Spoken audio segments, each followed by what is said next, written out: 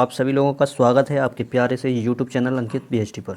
तो आज की क्लास में हम करने वाले हैं क्लास 12th की मैथ एनसीईआरटी की 6.3 चैप्टर के जो भी फॉर्मूले हैं इस प्रश्नावली में लगने वाले हैं, उन सारे फार्मूले को एक ही क्लास में हम कंप्लीट करने वाले हैं विथ इन अ 5 मिनट।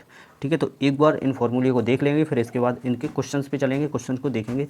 तो पहले आप लोग इस फॉर्मेट को देखिए, ये आपको कैसा लगता है। अगर अच्छा लगेगा तो मैं कंटिन्यू करूँगा आप लोगों को चैप्टर 2 या 1 से स्टार्ट कर दूंगा, 1.1 से। ठीक है, तो जब भी आप लोगों को लगता है कि मैं सही पढ़ा रहा हूँ या आपको अच्छा लगे पढ़ाने का तरीका, तो आप लोग पढ़ सकते हैं, मैं कंटिन्यू कर दूंगा जितने भी लोग बोलेंगे। ठीक है, तो जिससे आप इस वीडियो को जितना शेयर करेंगे उतना ही फ़ायदा रहेगा मुझे भी और आपको भी, क्योंकि मैं आपके साथ कंटिन्यू बना रहूँगा। ठीक है, तो फर्स्ट अपना फॉर्मूला ये लगेगा कि स्पर्शरेखा की प्रवणता।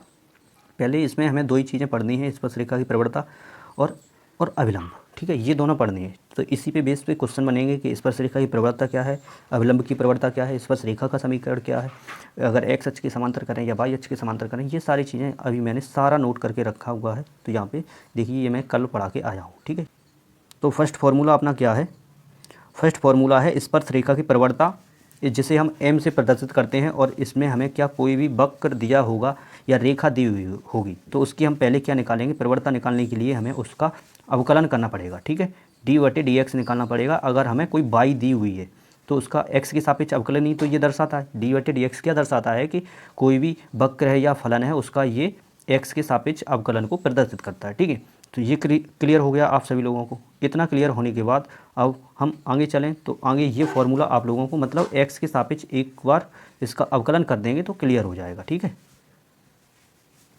ठीक, चलो अब सेकंड क्या है अपना, अविलंब की प्रवणता। ठीक है, अविलंब की प्रवणता इसका रिवर्स है। ठीक है, जो अपनी स्पर्श रेखा है इसका रिवर्स है अविलंब की प्रवणता। इसे भी एम से प्रदर्शित करते हैं, लेकिन इसका फॉर्मूला क्या होता है, -1/dy/dx। ठीक है, इसका भी पहले x के सापेक्ष अवकलन निकाल लेंगे, फिर उसके बाद हम m इक्वल टू लिखेंगे। तो कौन सा फॉर्मूला लगाएं, -1/dy/dx। ठीक है, इतना क्लियर। इसके बाद हम चलते हैं नेक्स्ट पे। अपना नेक्स्ट पार्ट अब आते हैं अपने अक्ष से पहले देख लेते हैं हम इनके समांतर। ठीक है, अक्ष से पहले क्या देखेंगे हम, इन्हें समांतर कैसे होती हैं ये। ठीक है, समांतर चीज़, अगर कोई दो रेखाएं हमें दी हुई हैं, क्या एक रेखा दी हुई है, ठीक है, एक रेखा है y1 और सेकंड दी हुई है y2। ठीक है, ये दो रेखाएं दी हैं और इसकी प्रवणता m1 होगी। ठीक है, क्योंकि प्रवणता को m से प्रदर्शित करते हैं, इसकी प्रवणता क्या होगी, m2। समांतर कब होंगी, जब ये दो बराबर हो जाएं। तो ये फॉर्मूला है, जब दो रेखाएं समांतर हों तो कौन सा फार्मूला लगाएंगे, m1 बराबर m2, ये वाला फार्मूला लग जाएगा। इसके बाद सेकंड बात हम क्या करेंगे, अब सेकंड अपना है, सेकंड में लिखा है दो रेखाएं परस्पर कैसे, लंबवत। अब ये दोनों परस्पर लंबवत कब होंगी, जब इन दोनों का मल्टीप्लाई किसके बराबर आ जाए, -1 के, या हम बोलें m1 बराबर -1/m। जब भी m का इस तरफ पक्षांतर करेंगे तो m1 × m2 आएगा, m1 × m2 बराबर -1। तो जब समांतर होगी तो लंबवत होगी तो ये फार्मूला, और जब समांतर होगी तो हम ये फार्मूला लगाएंगे। क्या होता है इसका, एक सिंपल तरीके से याद करें, समांतर में समान रहेंगी, मतलब m1 बराबर क्या हो जाएगा, m2। ठीक है, और जब लंबवत होंगी, लंबवत के लिए क्या बताया, लंबवत के लिए m1 और m2 का जो गुणा है वो कितने के बराबर आ जाएगा, -1 के। ठीक है, जो भी ऐसे मान के चलो इसकी वैल्यू, चलो इसको मैं बाद के क्लियर कर दूंगा, अभी आप लोग फॉर्मूले को देख लीजिए। ठीक है, तो नेक्स्ट क्वेश्चन अपना, नेक्स्ट फार्मूले पे चलते हैं। अब चलते हैं अक्षों के समांतर कैसे फार्मूले बनते हैं, अक्षों के लंबवत कैसे बनते हैं। ठीक है, उनको अब एक बार देख लीजिए। यहाँ पर अक्षों के साथ अगर हम स्पर्श रेखा, अगर एक्स अक्ष की बात करें, एक्स अक्ष पे स्पर्श रेखा की प्रवणता क्या होगी और वाई अभिलंब की प्रवणता क्या होगी। ठीक है, अगर स्पर्श रेखा की प्रवणता अगर हम एक्स अक्ष के समांतर देखेंगे तो m1 जिसकी प्रवणता किसके बराबर हो जाएगी, 0 के बराबर।